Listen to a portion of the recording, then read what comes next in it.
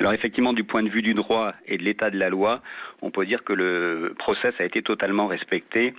et que la situation actuelle de Vincent Lambert rentre totalement dans le cadre de la loi, la preuve étant que les plus hautes instances juridiques de notre pays, d'ailleurs, l'ont validé. Mais comment expliquer alors, docteur, qu'un tribunal ait dit en 2013 que non, on ne pouvait pas arrêter la nutrition et l'hydratation et qu'il fallait reprendre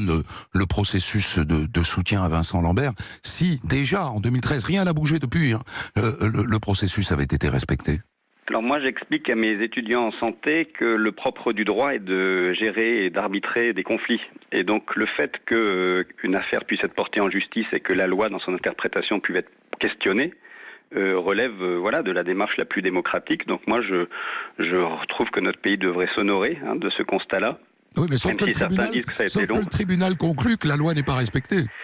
Alors vous savez, la justice est humaine, comme on dit, hein, et vous savez que les processus judiciaires, il ne m'appartient pas à moi de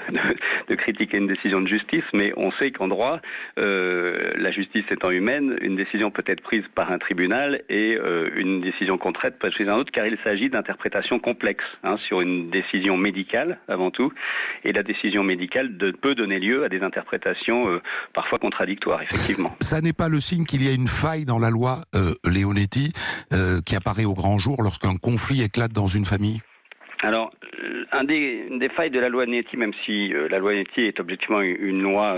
intéressante puisqu'elle a permis de faire progresser notre pays sur la question de la décision des soins, c'est effectivement la hiérarchisation de la valeur de la parole portée par les proches.